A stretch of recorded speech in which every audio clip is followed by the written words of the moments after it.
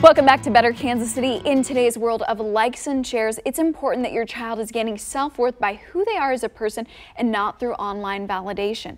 Licensed professional counselor Amanda Davis is here from St. Luke's Crittenden Children's Center to talk about how social media is impacting mental health. So what are some of the ways that people who are growing up may be impacted by this?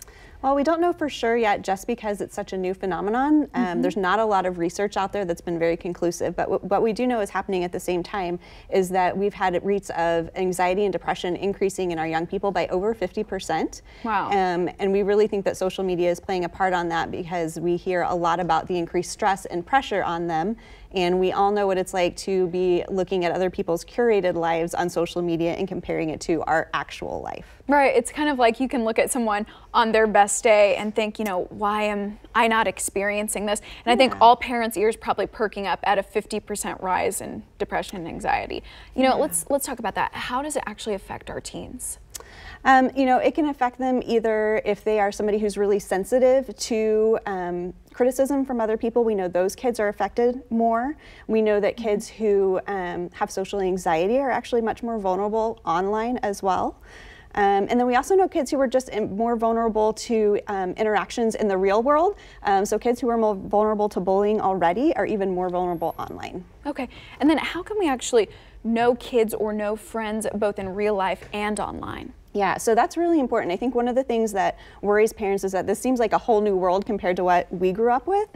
And they need to remember that it's really some of the same rules that they used in real life online. So know who your kids' friends are. So you need to be friends with them on Facebook. You need to be part of their social media, watching it. You need to know who they're talking to, just like you would want to know the person that they're spending the night at their house. Okay, and then how can parents actually effectively monitor content? Because what if somebody one of their child's friends doesn't want to accept that friend request? Yeah, I mean, that's just something that you have to set some ground rules to start with.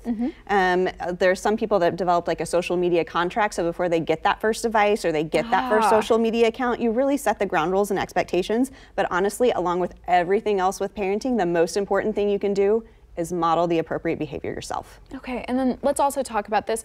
Are there good things that come from social media? Because we've just heard a lot of negative. Yeah, there can be good things that come from social media. So we know that one of the things that it encourages is people to seek help who wouldn't have sought help otherwise, that maybe they are embarrassed or would not have reached out face-to-face with somebody, but they will ask for help online.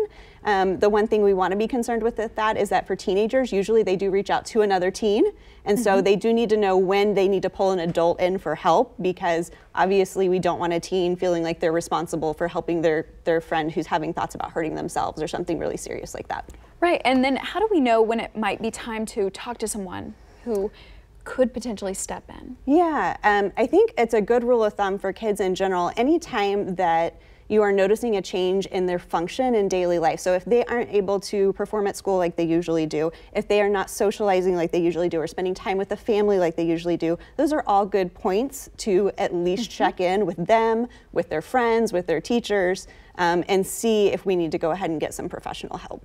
Is there a certain age where you would recommend this is a good time, maybe either to start talking with someone?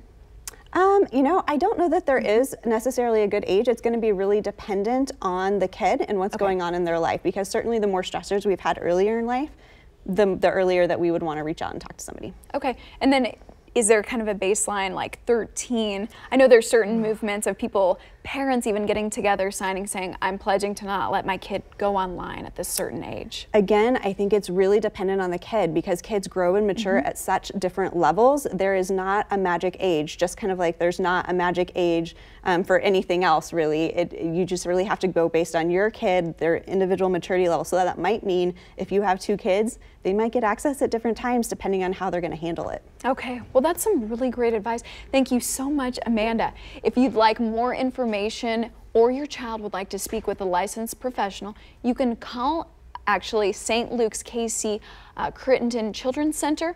You can also find care providers at stlukeskc.org.